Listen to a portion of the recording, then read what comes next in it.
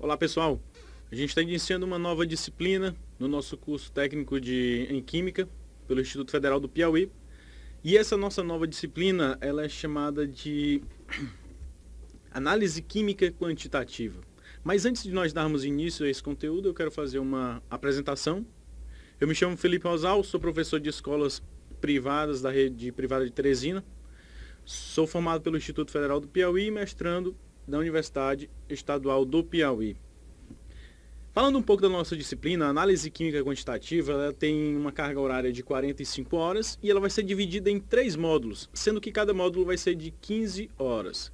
Gente, antes de tudo, eu quero reforçar, na verdade, eu quero reafirmar, fazer um pedido para vocês, para que vocês possam estar sempre visualizando as atividades do fórum, participando das atividades que são propostas na plataforma para vocês, porque somente a aula não é o suficiente para que vocês possam tirar todas as dúvidas de vocês.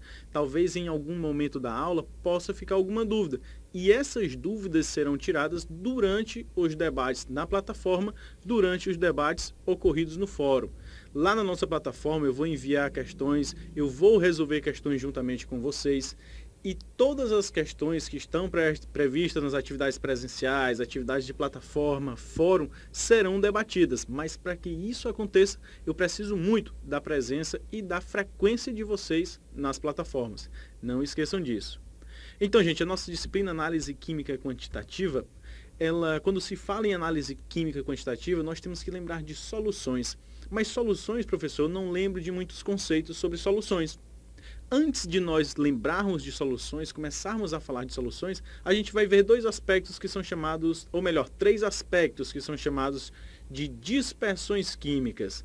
As dispersões químicas, elas são misturas de 2 ou mais substâncias, simples ou compostas, onde eu sempre vou ter uma substância que se encontrará em menor quantidade, chamado de disperso, e uma substância que vai encontrar-se em maior quantidade, chamada de dispersante.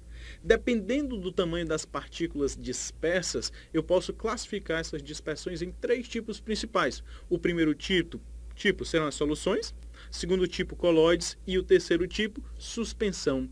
Em termos de tamanhos de partículas, a gente vai utilizar a escala do namômetro. Sempre que eu tiver partículas com tamanho menor do que um namômetro, ou seja, exemplo de íons, exemplo de moléculas, a exemplo de átomos, eu vou ter um tipo de dispersão, o qual eu chamo de solução, que é o nosso objetivo de interesse, nosso objetivo de estudo, nosso ponto de estudo. Sempre que eu tiver uma solução, por exemplo, eu tenho uma solução formada por água e sal de cozinha, o cloreto de sódio, sal de cozinha com uma quantidade muito pouca, ou seja, totalmente diluído. Eu consigo visualizar alguma coisa que não seja água? Pois é, não consigo. Mas ali dentro daquela solução eu vou ter a formação de íons, o Na+ e o Cl-, e eu não posso observá-lo. Outra coisa, eu tenho como separar esses íons, esse Na+ do Cl-? Não, eu não tenho como separar. Então, uma das principais propriedades das soluções, você vê aí no slide, é que não há possibilidade de filtrar as partículas que compõem essa solução. Se não há como filtrar, também não há como separar. No caso, eu posso ter a água açucarada, só que essa água açucarada ela está em pouca quantidade de açúcar para não tornar a solução concentrada. Então, se eu tenho pouca quantidade de soluto e uma quantidade muito grande de solvente, em outras palavras, em termos de dispersões, se eu tenho um disperso em pouca quantidade, uma grande quantidade de dispersante, eu vou tornar essa espécie química, essa mistura, uma solução. O outro tipo de dispersão que nós temos são os colóides. Essas partículas dos colóides são chamadas de partículas coloidais. Lembra que eu acabei de falar para vocês que a solução ele apresenta um tamanho de partícula menor do que um namômetro. As partículas dos colóides elas encontram-se entre 1 e 1000 nanômetros. Elas são maiores do que um namômetro, mas são menores do que 1000 nanômetros. Professor, eu posso filtrar essa solução? Aliás, eu posso filtrar esse tipo de dispersão? Posso, mas eu só vou poder filtrar esse tipo de dispersão com uma aparelhagem extremamente específica, como por exemplo um ultrafiltro. Aí eu terei sim a possibilidade de filtrar. Caso contrário, essa possibilidade torna-se inviável.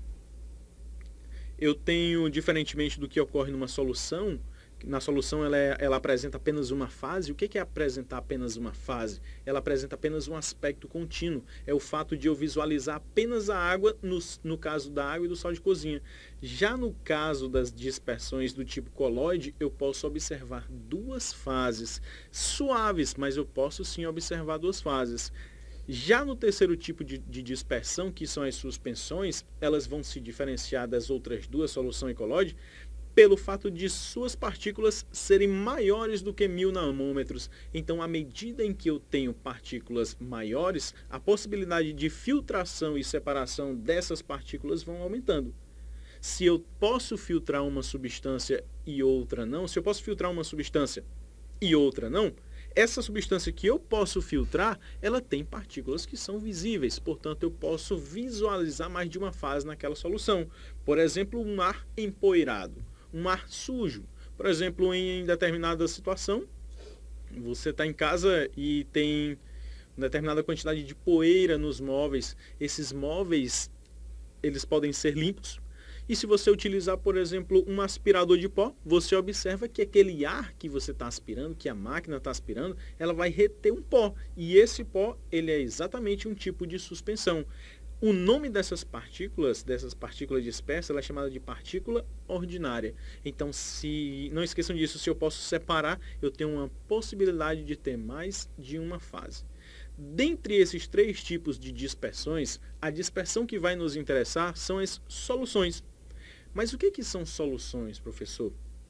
Soluções são espécies químicas em que eu tenho duas ou mais substâncias, sendo que uma das substâncias ela é considerada um solvente, ela vai estar em maior quantidade, e a que está em menor quantidade vai ser chamada de soluto, ok? Mas antes de nós lembrarmos de soluções em si, estudarmos a solução em si, a gente tem que relembrar alguns conceitos de mistura. Lembra o seguinte, que a partir do momento em que eu posso colocar duas substâncias no mesmo recipiente, duas ou mais substâncias no mesmo recipiente, eu tenho o que eu considero como mistura, professor. Mas eu já ouvi dizer que água e óleo não se misturam. Isso é verdade? Isso é mentira. Por quê? Porque a partir do momento em que eu posso pôr água e óleo no mesmo recipiente, eu estou visualizando tanto o óleo, que é menos denso, está na parte de cima, quanto a água, que é mais densa, está na parte de baixo. Eu visualizo duas fases, eu tenho duas fases. Então, se eu tenho duas fases, isso é característica de um tipo de mistura. Essa mistura é chamada de homogênea. Então, melhor falando, heterogênea. As misturas, elas podem ser divididas em dois tipos, misturas heterogêneas e misturas homogêneas. Como já foi citado, se eu tiver, por exemplo, uma mistura entre óleo e água, conforme está aí no slide de vocês, você tem o óleo, que ele vai ser menos denso na parte de cima, e você tem a água, que vai ser mais densa na parte de baixo. Não esqueça que semelhante dissolve semelhante. O óleo ele tem propriedades apolares, já a água ela é polar, então não há essa dissolução. Professor, então quer dizer que elas se misturam, não faz a dissolver uma na outra? Exatamente. Então eu vou ter um aspecto visual descontínuo. O que é um aspecto visual descontínuo? Um aspecto visual descontínuo é todo aspecto em que ele muda de aparência, em que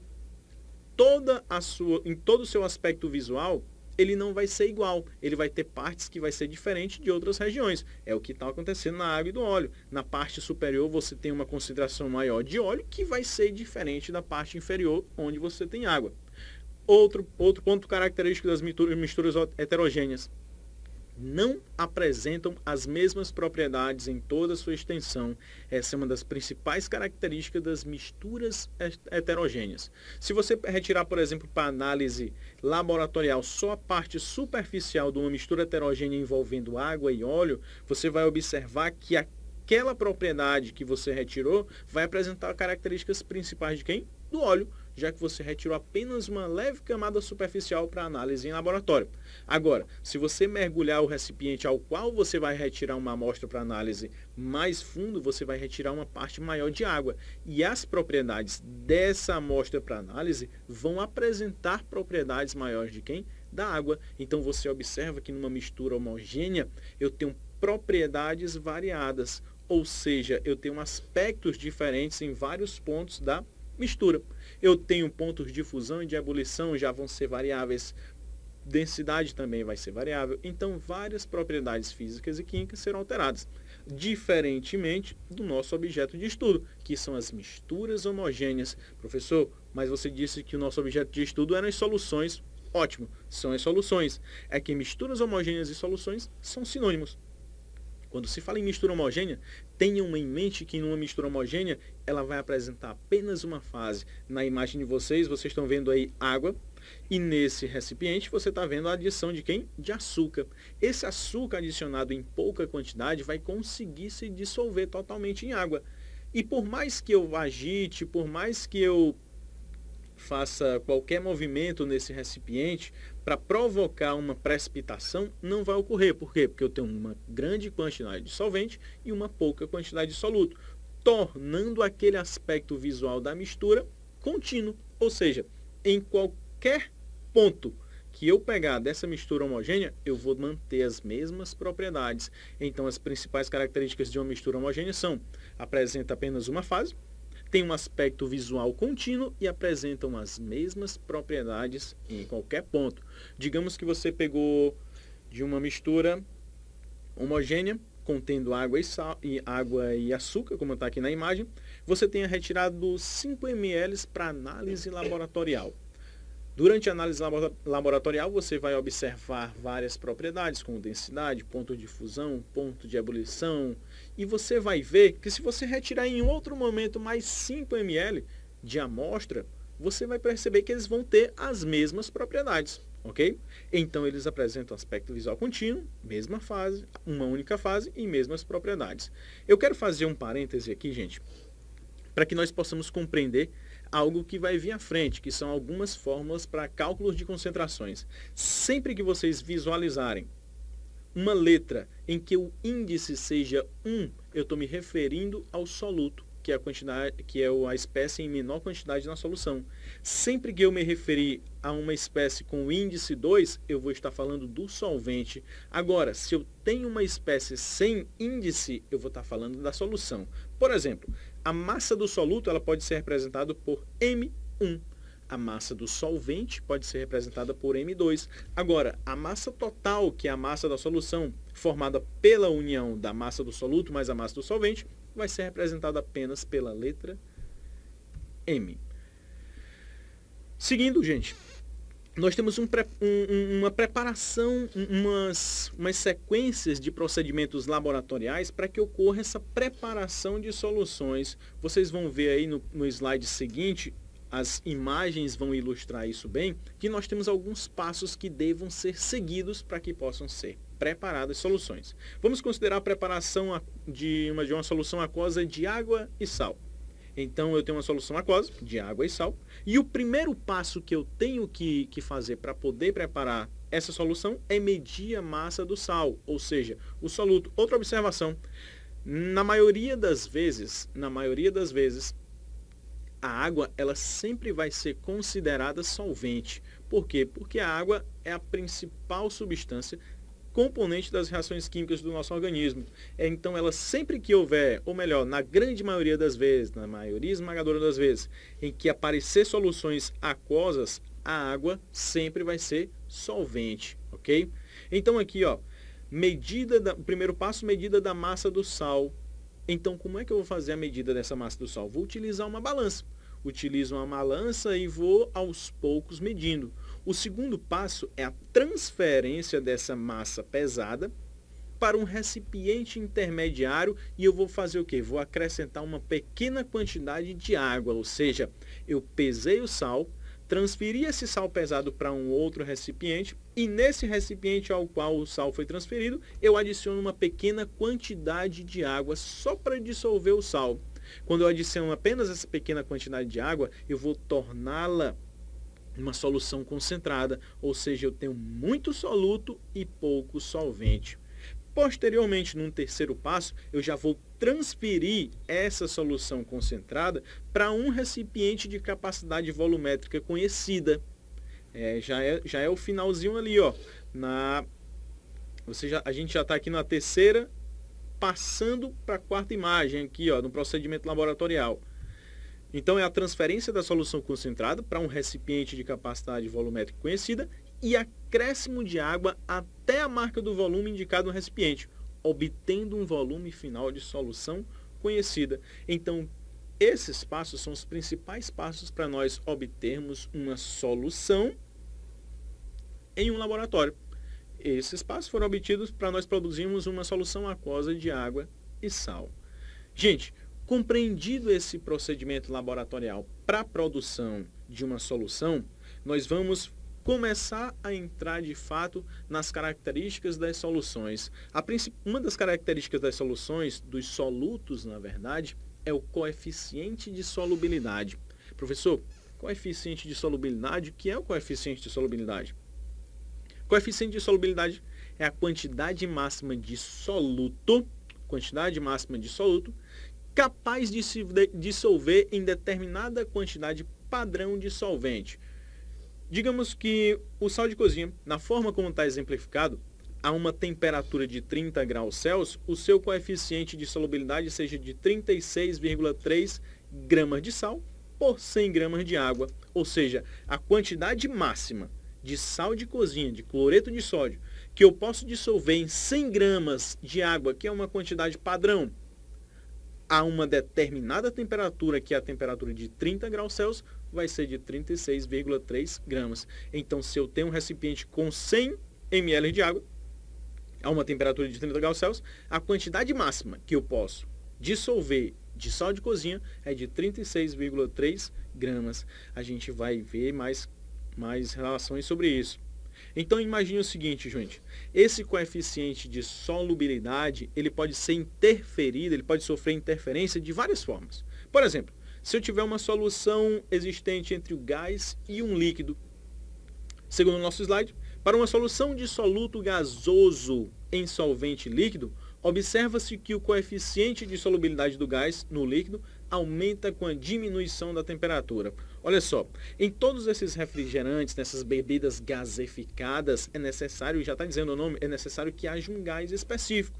A grande maioria das bebidas gaseificadas, elas apresentam o dióxido de carbono, o CO2, para dar aquele gosto também. Se você tiver a possibilidade de assistir alguns vídeos, ou mesmo de estar em fábricas de bebidas alcoólicas, de bebidas gaseificadas, você vai observar que no último passo da produção, você observa que a bebida está extremamente gelada. Por que ela está gelada? Observe o que é que diz, ó, solução de um gás e um líquido. Ele diz que a solubilidade de um gás em um líquido, ela vai aumentar à medida em que eu diminuo a temperatura de um líquido. Você observa isso quando você pega um refrigerante gelado, mas muito gelado mesmo, e um refrigerante quente, refrigerante natural. Quando você abre o refrigerante natural, você observa um extravasamento muito grande de quê? De gás. Já no caso do refrigerante que está muito gelado, quando você abre a tampa, você quase não percebe aquela típica zoadinha, aquele típico barulho que sai. Por quê? Porque ainda está gelado e eu tenho uma quantidade muito grande de gás dissolvido naquele líquido. No caso do refrigerante que está quente, como a solubilidade aumenta à medida em que eu diminuo a temperatura, quando eu aumentei a temperatura do refrigerante, a solubilidade do gás diminuiu e ele extravasou bem mais rápido. Olha só aqui no nosso exemplo, ó. O coeficiente de solubilidade do gás carbônico a uma temperatura de 20 graus Celsius é de 0,86 litros para cada 100 gramas de água. Então, a uma temperatura de 20 graus Celsius, a quantidade máxima de gás carbônico que eu posso dissolver em 100 gramas de água, que vai ser o solvente, vai ser de apenas 0,86 litros. Agora, no segundo exemplo, Você observa que a temperatura não vai ser mais de 20 graus Celsius, agora vai ser de 0 graus Celsius. E o que é que está acontecendo com o coeficiente? Ele está aumentando a quantidade de gás que eu vou poder dissolver em uma determinada, na mesma massa fixa de solvente, vai ser de quanto agora? 1,7 litros. Observa que eu diminuí a temperatura do solvente. Quando eu diminui a temperatura do solvente, houve a possibilidade de eu aumentar a quantidade de gás dissolvido no solvente. Então, para soluções envolvendo gás e um líquido, quanto menor a temperatura do líquido, maior a quantidade de gás dissolvido, ok? Tipos de solução. Gente, quando se fala em solução de soluto sólido ou líquido em solvente líquido, a gente tem dois tipos de solução. Então, imagina o seguinte, eu tenho um soluto sólido ou um soluto líquido, em que o solvente dele vai ser prioritariamente líquido. Eu vou ter dois tipos de solução. Eu vou ter uma dissolução do tipo endotérmica e uma dissolução do tipo exotérmica. Que é a dissolução do tipo endotérmica? A dissolução do tipo endotérmica diz o seguinte, que ela vai ser favorecida pelo aumento da temperatura, pela absorção de energia. Então, quanto maior a temperatura da solução, mais soluto eu vou poder adicionar.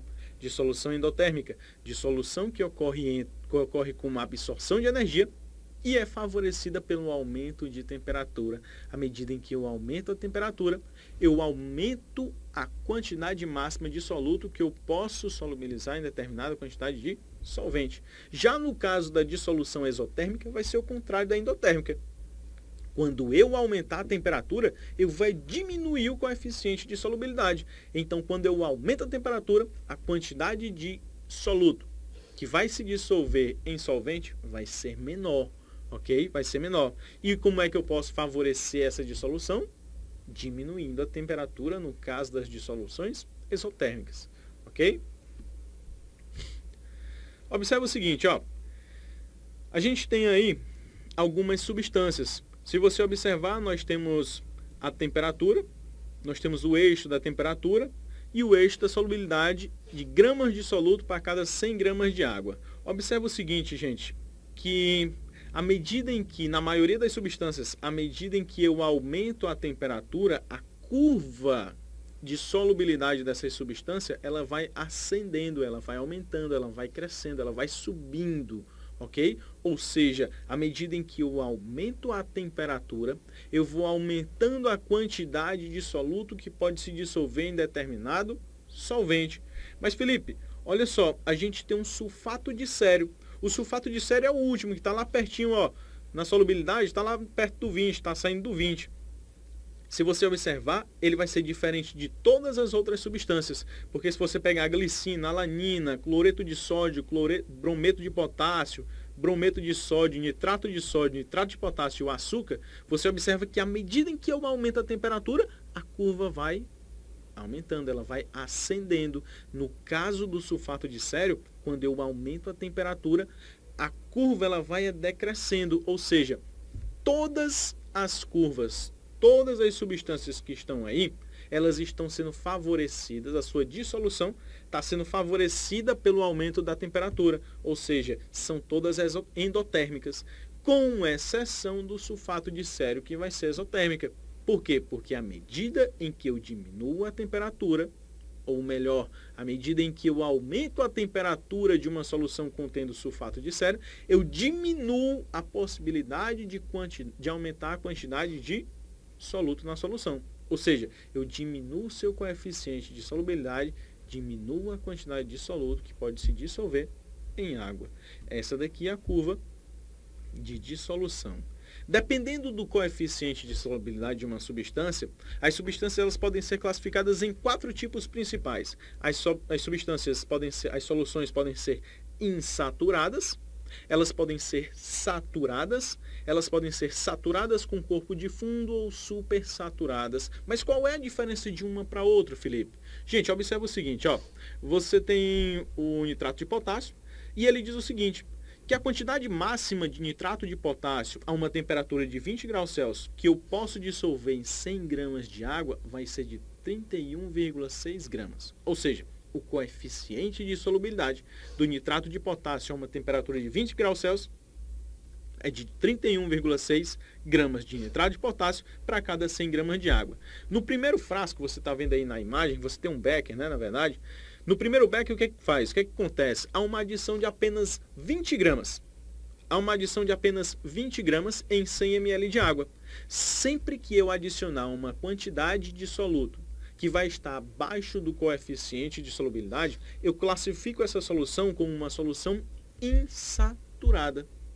A partir do momento em que eu adiciono uma quantidade que é exatamente a quantidade máxima de soluto que eu posso dissolver em uma determinada massa fixa de solvente, massa padrão de solvente, ou seja, quando eu adiciono a quantidade exata do coeficiente de solubilidade, ela vai ser classificada como solução saturada. Mas olha só o que é que eu vou fazer agora. Ó. Vou adicionar 50 gramas no outro frasco. Adicionei 50 gramas. Mas, Felipe, você me disse ali, ó, que na classificação das soluções, logo abaixo, você está vendo o coeficiente de solubilidade. Você está dizendo que é de 31,6. A quantidade máxima que eu posso adicionar é de 31,6 gramas. E você está adicionando no terceiro recipiente 50 gramas. E esse excesso que vai ser formado, esses, se eu não me engano, isso, 18,4 gramas. Esses 18,4 gramas de excesso que vai ser formado, o que é que vai acontecer?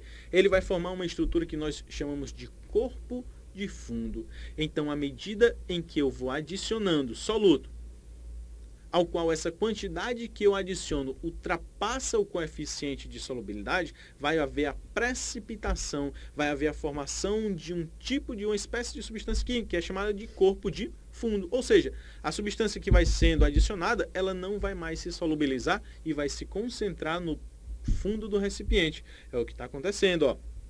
Comparando a solução saturada com a saturada com corpo de fundo, você observa que na saturada foi adicionada exatamente a quantidade limite de soluto. Na saturada com corpo de fundo, adicionou-se uma quantidade acima da permitida pelo coeficiente de solubilidade e essa quantidade acima, ela formou o que nós chamamos de corpo de fundo. Felipe, e tem como solubilizar esse excesso de substância que foi formado? Esses 18,4 gramas de excesso de soluto que foi formado em corpo de fundo? Tem.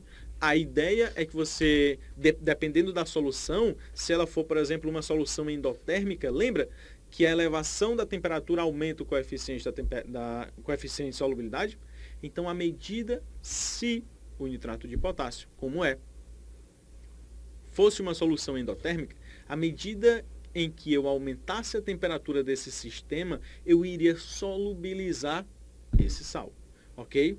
Então é o que acontece, uma solução supersaturada, ela vai ser formada quando eu pego uma solução saturada com corpo de fundo e elevo a sua temperatura. Qual o objetivo da elevação da temperatura? É exatamente aumentar o coeficiente de solubilidade e permitir que aquele excesso que antes não se dissolveu, agora se dissolva. Felipe, essa solução, ela é estável? Não, gente. Essa solução supersaturada, ela é extremamente instável. Ao qualquer toque ou qualquer agitação que se faça no recipiente, todo aquele excesso de 18,4 gramas volta a precipitar e formar o que a gente chama de corpo de fundo. Entendidos? Gente, eu quero fazer uma observação, abrir um parêntese aqui para vocês e falar de dois outros tipos de soluções. Ó, na verdade, não é nem de outros dois tipos de soluções, são dois termos principais nas soluções, que são os termos soluções diluídas e soluções concentradas. Observa, soluções diluídas são aquelas que possuem uma pequena quantidade de soluto em relação à quantidade de solvente. Se nós pegarmos, por exemplo, uma solução formada por 1 grama de cloreto de sódio, adicionado a 100 gramas de água, eu vou ter uma quantidade muito grande de água e pouca quantidade de sal. Ou seja, eu tenho uma quantidade muito alta de solvente e uma quantidade muito baixa de soluto. Quando se fala em soluções concentradas, eu já considero o inverso. Eu já vou ter uma grande quantidade de soluto em uma quantidade relativa, uma quantidade padrão de solvente. Observe o que ele diz, ó. São aquelas que possuem grande quantidade de soluto em relação a dissolvente, Por exemplo, uma solução formada por 30 gramas de cloreto de sódio em 100 gramas de água. Observa o seguinte, ó, na solução diluída eu tinha apenas 1 grama de soluto em 100 gramas de solvente. Agora, na solução concentrada, eu aumentei em 30 vezes praticamente. Eu peguei e adicionei 29 gramas a mais. Então, agora eu tenho 30 gramas de cloreto de sódio em 100 gramas de água. Então, eu vou tornando essa solução cada vez mais concentrada, ok? O outro termo, soluções saturadas, nós já vimos o que eram soluções saturadas, por isso inicialmente eu disse que eram 2 termos que nós iríamos retomar. Soluções saturadas são aquelas formadas pelo máximo de soluto permitido em relação ao seu coeficiente de solubilidade. Por exemplo, uma solução constituída de 37 gramas de NaCl em 100 gramas de água. Então, solução saturada é aquele tipo de solução que tem a quantidade máxima de soluto dissolvido em solvente. Gente, todas essas soluções, elas apresentam o que nós chamamos de concentração. Esses cálculos das concentrações, eles podem ser divididos em cálculos com expressões físicas de concentração e cálculos com expressões químicas de concentração. Qual é a diferença de um para o outro? A diferença é que nos cálculos das expressões físicas de concentração, eu não irei utilizar a massa molar das substâncias envolvidas. As principais expressões físicas são concentração comum, densidade, título e concentração em partes por milhão, que nós vamos ver todas elas. Primeiro, concentração em massa ou concentração comum. Gente, a concentração em massa ou concentração comum, ela vai relacionar a massa do soluto presente em determinada quantidade de solução. Observe atentamente. Ali, ó, indica a quantidade de massa de soluto, M1. Lembra que eu falei para vocês? Tudo que estiver relacionado ao índice 1 refere-se a soluto. Tudo que estiver relacionado com o índice 2 refere-se a solvente. E, caso não haja índice, nós estaremos fazendo alusão à solução. Então, concentração em massa ou concentração comum é a relação existente entre a massa de soluto e o volume de solução, ok? É dado geralmente em gramas por litro. Diferentemente do que acontece na densidade.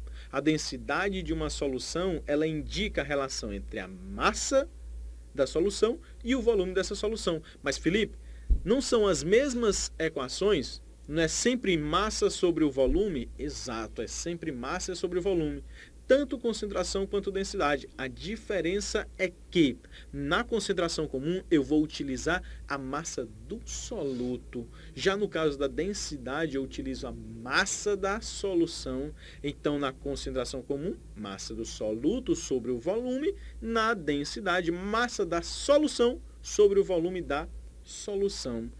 Essas unidades de medidas de concentração e de densidade, elas podem variar, dependendo da unidade de medida em que estiver. Pode ser gramas por centímetro cúbico, pode ser grama por litro, miligramas por litro ou mesmo quilogramas por litro. A outra fórmula ou a outra expressão para que nós possamos calcular as concentrações dessas substâncias é chamado de título em massa. Felipe, mas o que é o título em massa? O título em massa nada mais é do que a quantidade de soluto em massa, ou seja, o M1, dividido pela quantidade de solução do todo. Ou seja, vai ser o M1 sobre o M.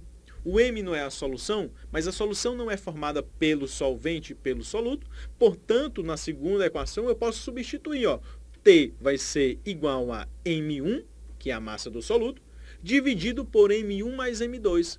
Felipe, mas por que M1 mais M2? Porque uma solução ela é formada tanto por um soluto quanto solvente. Então, o título ele indica a relação do soluto e a massa da solução. E o título em percentual, Felipe? O título em percentual ele vai indicar a porcentagem em massa de soluto na solução. Digamos que em algum rótulo de alguma substância no supermercado, você encontra assim, um título em massa de uma substância de 60% de título em massa de determinada substância. Aquilo dali vai indicar que para cada 100 partes de uma solução, 60 partes dela vai ser de quê? só de soluto. É o que acontece já já no título em volume. Mas, para que nós possamos calcular esse título em massa percentual, eu faço o seguinte, eu pego o valor do título em massa e multiplico por 100%. Simples. Pego o valor do título em massa, que é dado pela equação de cima, e multiplico por 100%, ok? O raciocínio do título em volume é o mesmo do título em massa. Ele vai indicar a relação entre o volume do soluto presente no volume de solução. Por exemplo, em algumas bebidas alcoólicas, você observa que o teor alcoólico das bebidas em geral, bebida cerveja, por exemplo, é de cerca de 4,6%. Teor alcoólico. Mas o que é aquele teor alcoólico? Aquele teor alcoólico está afirmando que para cada 100 ml de bebida que eu tenho, 4,6 ml vai ser só de álcool. Então isso é chamado de título em volume. É a quantidade em volume de soluto presente em determinada quantidade de solução. Felipe, eu posso utilizar fazer uma analogia com o título em massa? Por exemplo, lá na primeira fórmula do título em massa, você fez assim, título é igual a M1 sobre M. No título em volume, você diz que título é igual a V1 sobre V. Esse V, assim como você substituiu no M, ele pode ser V1 mais V2? Gente, não pode. Por quê? Porque o que vai acontecer? Teoricamente não pode. Porque sempre que eu tiver um volume em litros adicionado ao outro, devido às interações entre as partículas e as ligações intermoleculares que vai haver entre os líquidos da solução, esse volume que foi adicionado um ao outro não será o mesmo volume final. Por exemplo, eu tenho 20 litros de água. Vou pegar uma quantidade menor. Tenho 100 ml de água. Adicionei a 100 ml de álcool. Teoricamente, era para essa quantidade ser conservada e eu ter ao final 200 ml de solução. Mas, em decorrência da interação das forças intermoleculares existentes na água e no álcool, eu vou ter uma contração desse volume. Portanto, esse volume final vai ser menor do que o volume inicial. Então, eu não posso considerar V1 mais V2 como sendo V. Título em porcentagem, ele é calculado da mesma forma que o título em massa. Encontrei o título, eu multiplico por 100%, ok? Outra coisa, gente, densidade da mistura. Nós vimos que a densidade de uma solução ela é dada pela massa da solução sobre o volume da solução. Mas agora imagina que eu tenho um soluto e um solvente. Eu vou pegar água e vou pegar álcool, os dois no mesmo recipiente. Como é que eu vou fazer para calcular a densidade daquela mistura? O cálculo da densidade da mistura é simples, ó. Eu pego a densidade do soluto, multiplico a porcentagem em massa do soluto. A isso eu vou adicionar a densidade do solvente vezes a porcentagem em massa do solvente. Nisso nós temos uma fórmula dada pela seguinte estrutura. Densidade da mistura é igual à densidade do soluto vezes a porcentagem em massa do soluto mais a densidade do solvente vezes a porcentagem em massa do solvente. Essas são as principais expressões físicas que vão ser utilizadas para os cálculos de concentração. Eu posso fazer uma relação entre a concentração comum, densidade e título, que é a seguinte: concentração comum vai ser igual a 1000 vezes a densidade vezes o título. Ok, gente? Outra coisinha que a gente tem que abrir um parêntese é quanto à concentração em partes por milhão. Essa concentração em partes por milhão, ela vai indicar a quantidade de soluto ou de partes presente em 1 milhão de partes de solução. Quantas partes de soluto eu vou ter em 1 milhão de partes de solução? Gente, eu queria reforçar aqui o meu pedido para que vocês não deixem de frequentar as atividades do fórum, não deixem de participar, de resolver as questões propostas na plataforma, de resolver as questões propostas na atividade presencial, porque isso é muito importante. A aula em si, somente a aula, não vai ser totalmente eficaz se você não participar das atividades do fórum, se você não participar das atividades da plataforma, ok? Então eu preciso muito, porque eu estarei assíduo, eu estarei lá para tirar todas as dúvidas de vocês. Inclusive eu vou resolver questões em casa, vou mandar as imagens para o fórum para que vocês possam compreender. Então a gente vai trabalhar uma série de questões, vamos trabalhar uma série de conteúdos que são esses que nós estamos visualizando aqui, para que nós possamos aprender muito sobre soluções. Gente, muito obrigado e até a próxima.